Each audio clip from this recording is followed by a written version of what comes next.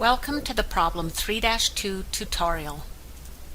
Using the information provided, adjustment entries are to be journalized at December 31st, 2015.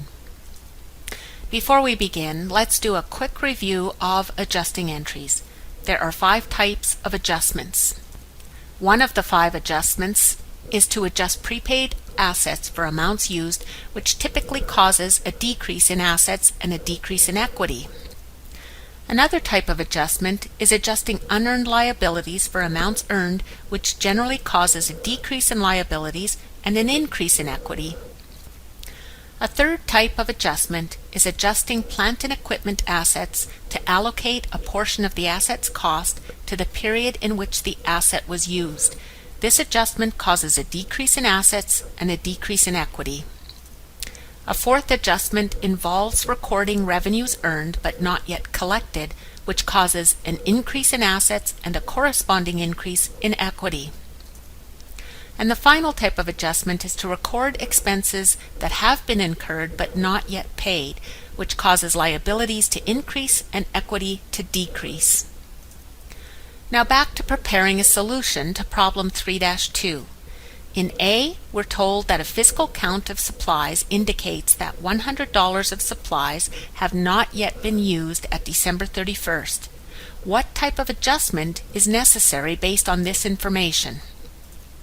We need to adjust a prepaid asset, specifically unused supplies.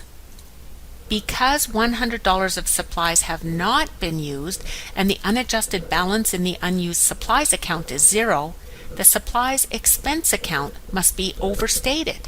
So the adjusting entry is a bit tricky here. We need to debit unused supplies, an asset, and credit supplies expense, an equity account. This is a bit of a twist, so take the time to understand it, please. In B, a $75 telephone bill for December has been received but not recorded. What type of adjustment is necessary based on this information? We need to adjust for an accrued expense. So the adjustment is a debit to telephone expense and a credit to accounts payable. In C, we're told that 1 day of wages amounting to $125 remains unpaid and unrecorded at December 31st. What type of adjustment is necessary based on this information? We need to adjust for an accrued expense. So the adjustment is a debit to wages expense and a credit to wages payable. In D, we're given information about the equipment. What type of adjustment is necessary based on this information? We need to record depreciation. So the adjustment is a debit to depreciation expense and a credit to accumulated depreciation for $100. To calculate this amount, we take the $2,400 cost of the equipment divided by its 2-year life to get depreciation per year of $1,200. However, because the equipment was purchased on December 1st, we want to record just 1 month of depreciation. $1,200 divided by 12 months results in $100 of depreciation to be recorded for the month of December.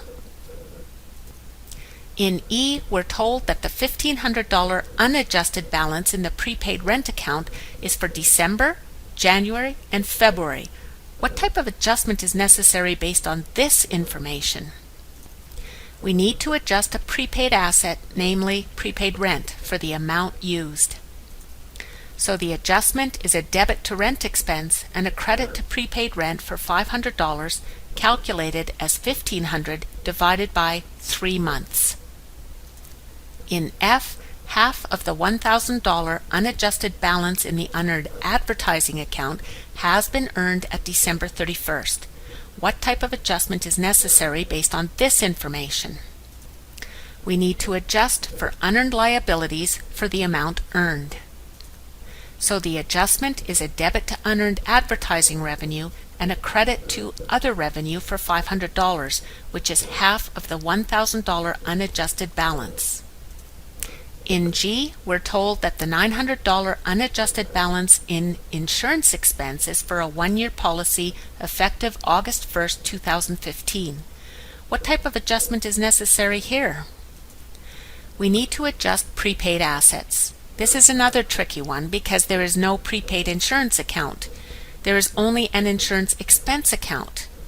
This means we need to remove an amount from the insurance expense account because it has not yet been used. So the adjustment is a debit to prepaid insurance and a credit to insurance expense. And that concludes problem 3-2. If you have comments about this tutorial or suggestions on how we might improve these tutorials, please contact the Student Support Center.